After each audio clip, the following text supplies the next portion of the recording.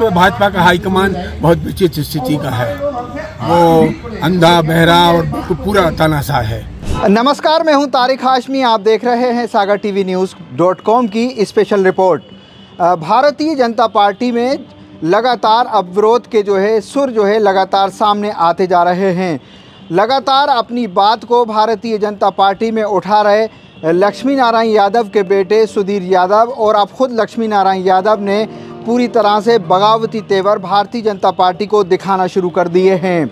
आज पूर्व सांसद लक्ष्मी नारायण यादव ने बहुत साफ लफ्ज़ों में कह दिया कि भारतीय जनता पार्टी का आला कमान अंधा और बेरा हो चुका है और तानाशाह हो चुका है। उन्होंने कहा कि जो पिछड़ों के लिए जो काम करेगा वो उसके साथ रहेंगे। उन्होंने यादव समाज का हवाला देते हुए भी मध्य प्रदेश में कहा कि 9% से ज़्यादा वोट यादवों का मध्य प्रदेश में है, लेकिन उनको दरकिनार किया जा रहा है। माना जा रहा है कि लक्ष्मी नारायण यादव और उनके बेटे सुधीर यादव भारतीय जनता पार्टी पर एक प्रेशर पॉलिटिक्स कर रहे हैं, क्योंकि सुधीर यादव भारतीय जनता पार्टी से चुनाव लड़ना चाहते थे सागर ज़िले की बंडा विधानसभा से, लेकिन वहां पर भारतीय जनता पार्टी ने वीरेंद्र सिंह लोधी को अपना प्रत्याशी अपनी पहली सूची में बना दिया था।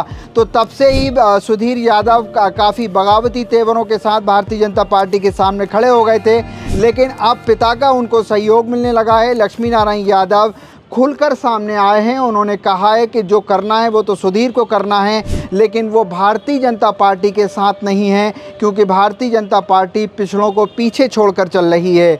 आप देखिए सबसे पहले लक्ष्मी नारायण यादव का ये बयान। उन्होंने सोचा है, हम तो शुरू में विद्रोह करते ही आए हैं, हमारी तो आदत रही है, क्योंकि हम अन्याय को कभी बर्दाश्त नहीं किए। जो हो अपन तो बिल्कुल सड़क पर नंगे हो जाएं तो भी कोई चिंता नहीं, सब उतर जाए। हमने इसीलिए वो अब फिर ये अन्याय हुआ, ये उनके साथ हुआ, सुधीर के साथ हुआ। तो सुधीर अगर उसके प्रति उसका विद्रोह करते हैं तो उन्हें करना चाहिए। कोई व्यक्तिगत रूप से अगर आप उनकी जगह होती तो आप करने वाले? हम भी निर्णय लेते यही कि हम तो लड़ेंगे। जाओ, हमने लिया ना, हमने लिया। हम कब लड़े? जब 2008 में हमें कांग्रेस ने टिकट नहीं दिया था तो हमने कह दिया था कि हम लोग तो लड़ेंगे। यही आगे ऐसे कि हम लड़ेंगे, हम कि तुम लड़ो जाओ, और हमने उनका काम किया। अब आप लड़ेंगे तो हम उनका काम करेंगे। अगर ऐसी स्थिति बनती है कि आपको बंडा में जाके इनके लाने काम करना पड़े तो आप जाओ? बिल्कुल पक्का जी। एक चीज़ के अभी जैसे जिले में 7 विधानसभा के प्रत्याशी घोषित हुए, उनमें कोई भी यादव समाज का प्रतिनिधित्व नहीं रखा। हाँ, नहीं रखा। वो तो पूरे प्रदेश व्यापी नहीं रखा था। 80 में 1 था और अब 3 है कुल, जबकि 9% यादव समाज की जनसंख्या है। दूसरों के साथ भी अन्याय है, मैं नहीं कहता कि लोधियों के साथ अन्याय नहीं है, पर हम ये मानते हैं कि हमारे साथ तो बिल्कुल घोर अन्याय है। 2 में 3 क्या संख्या बैठती है? 2%। ये आपने हाईकमान में कोई चर्चा नहीं करी? सुधीर हाईकमान देखो, इस वक्त भाजपा का हाईकमान बहुत विचित्र स्थिति का है। वो अंधा बहरा और पूरा तानाशाह है। अब आप अगले मान लो सुधीर भाई चुनाव नहीं लड़ते हैं, अगर मान लो, तब आपकी क्या स्थिति रहेगी? आप क्षेत्र में ये वो उनको आपकी पूछ रहा ना, हम किसी का प्रचार नहीं करेंगे। घर रहेंगे? घर रहेंगे अपना। वैसे भी हम घर ही रहते हैं, ज़्यादातर घर और अपने खेत पे बैठे रहते हैं। हम 80 साल के हो गए, इसलिए अब हम ज़्यादा चलने में भी हमें दिक्कत होती है। आप लोगों से फ़ोन पे कहते तो थे ना, जिस तरीके से अभी उपचुनाव हुआ था दादा, तो आपने एक पर्चा लिखा था, एक खत लिखा था अपनी जनता के नाम, तो इस तरह के करते थे आप?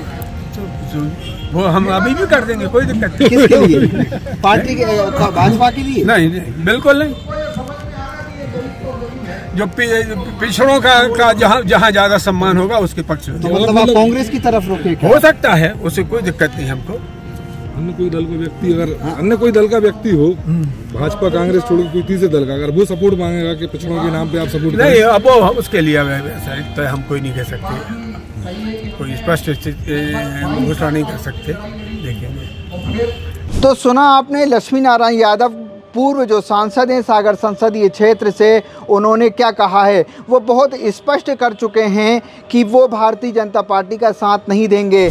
आज एक बड़ी सारी एक मीटिंग जो है सुधीर यादव और उनके पिता लक्ष्मी नारायण यादव ने रखी थी, जिसमें करीब सागर ज़िले से 200 लोग वहां पर आए थे और उनसे उन्होंने मेल मुलाकात भी की थी, जिसमें यादव समाज और अन्य पिछड़ा वर्ग के लोग भी उनके साथ वहां पर मौजूद थे।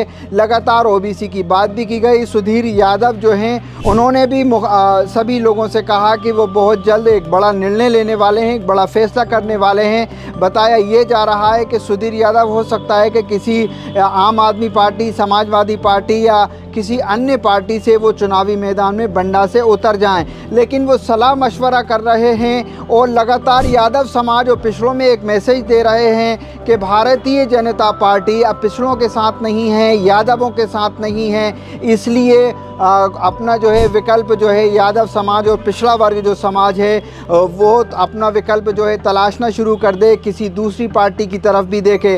क्योंकि लक्ष्मी नारायण यादव जब 2014 से लेकर जब सांसद थे 2019 तक सागर संसदीय क्षेत्र से, तो सागर संसदीय क्षेत्र में यादवों की एक बड़ी तादाद है, तो उनसे भी वो मुखातिब हो रहे हैं। पूरे मध्य प्रदेश के यादवों से वो मुखातिब होकर कह रहे हैं कि कांग्रेस की तरफ आएँ, भारतीय जनता पार्टी को छोड़ें। उन्होंने खुद कहा कि हो सकता है कि वो भी कांग्रेस में चले आएँ। उन्होंने कहा कि यादवों के साथ न्याय नहीं हो रहा है, नाइंसाफ़ी हो रही है, इसलिए वो जो है खुलकर सामने आ रहे हैं। तो ये भारतीय जनता पार्टी के लिए एक बड़ी मुश्किल हो सकती है। ये दोनों पिता और पुत्र भारतीय जनता पार्टी के नाक में दम कर सकते हैं, जबकि यहाँ पर मध्य प्रदेश में जो सर्वे आ रहे हैं उसमें कांग्रेस और भारतीय जनता पार्टी का नेट टू नेट जो फाइट हो रही है उसमें एक बड़ा मामला हो सकता है, बड़ा नुकसान हो सकता है अगर भारतीय जनता पार्टी के हाथ से यादव वोट बैंक खिसक गया। क्योंकि बुंदेलखंड सहित सागर संसदीय क्षेत्र और विदिशा और रायसेन जो ज़िले हैं वहाँ पर भी एक बड़ी संख्या यादव वोट बैंक की है। और माना ये जाता है कि लक्ष्मी नारायण यादव जो पूर्व सांसद हैं, अपने सांसद रहते हुए उन्होंने इस इलाके के अंदर यादव समाज पे एक काफ़ी बड़ी ज़बरदस्त मजबूत पकड़ बनाई थी और शायद इसी को लेकर वो अब मैदान में जाने वाले हैं। यादव समाज को वो बातों ही बातों में इशारा कर रहे हैं कि भारतीय जनता पार्टी ने यादवों के साथ नाइंसाफ़ी की है। इस पेशकश में इतना ही। बहुत बहुत शुक्रिया।